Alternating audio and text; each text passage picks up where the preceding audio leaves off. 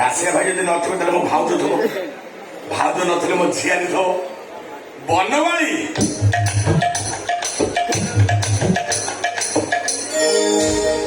ବନମାଳୀ ଦିଅ ତଳି। ନାଇଁ ବନମାଳୀ, ତମେ ଆମ ଘରକୁ କାହିଁକି ଆସିଲ? ତମେ କାମ କର, ତମେ ତମ ଘରକୁ ଯାଅ, ମୁଁ ଯାଇକି ତମ ଘରେ ତମକୁ ଦେଖା କରିବି। ଏଇଟା କାହା ଘର? ତମ ଘର?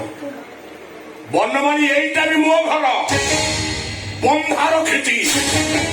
ବନମାଳୀ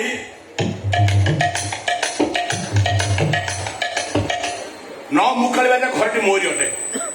ତମେ ମାସକୁ ମାସ ସୁଧ ଦଉଛ ମାନେ ଘର ଭଡ଼ା ଦଉଛ, ମତେ ପୁଣି ତାଳି ବଜାଇବା ପାଇଁ ବାଧ୍ୟ କରୁଛ। ନାଇଁ ନାଇଁ, କଥା କଳି ବନମାଳୀ, ଏ ମାସର ଟଙ୍କାଟା ଯୋଗାଡ଼ ହେଇପାରିଲାନି ତ। ରାସ୍ତାକୁ ଯାଅ। ବନମାଳୀ ତମ ରାସ୍ତା କଣରେ ଚୋରି ଟାଙ୍ଗିକି ରୁହ। କଣ ପାଇଁ ଏତେ ଗୁଡେ କଥା କହିଯାଉଛ? ମ ମାନୁଛୁ ଘରଟା ତମ ପାଖରେ ବନ୍ଧା ପଡିଛି, ତା ମାନେ ନୁହଁ ତମେ ଏ ଘରର ମାଲିକ। ମୋ ଭାଉଜ ରାଣୀ କେବେଠାରୁ ଏ ଘରେ ଓକିଲାତି କରିବା ଆରମ୍ଭ କରିଦେଲେଣି। ଯୋଉ ମାସରେ ଟଙ୍କା ନ ଦବ ସେଇ ମାସରେ ଘର ଛାଡିବ। ଲାଗ 6 ମାସ ଟଙ୍କା ନ ଦବ ତ ଘର ମୋ ନାଁରେ ଲେଖିଦବ।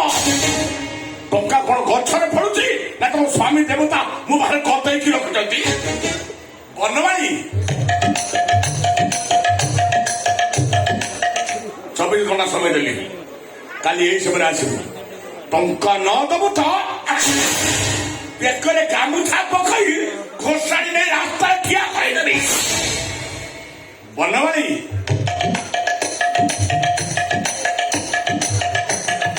ତମକୁ ତଣ୍ଟିଆ ମାରି ଏ ଘରୁ ବାହାର କରିବା ପାଇଁ ମୋ ମାଇକିନା ମୋ ସାଙ୍ଗରେ ଆଣିବାର ଯୋଜନା ଥିଲା।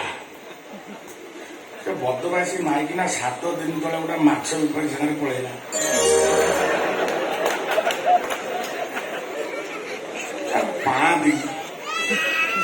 ତା ଗୋଟା ଗୋଡକୁ ମାଡି ବସିକି ଆଉଟା ଗୋଡକୁ ଧରି 2 ଫାଳ କରିକି ଶୁଖୁଆ କଣ ଦିଅନ୍ତି ଲୋକ। ବଦମାସି ମାଇକିନା। ତଥାପି ତମ ତଣ୍ଟିଆ ମାରି ଘରୁ ବାହାର କରିବା ପାଇଁ ଭଡାରେ ମାଇକିନିଆ ଧରିକି ଆସିବି। ବନମାଳୀ ଦିଅ ତାଳି।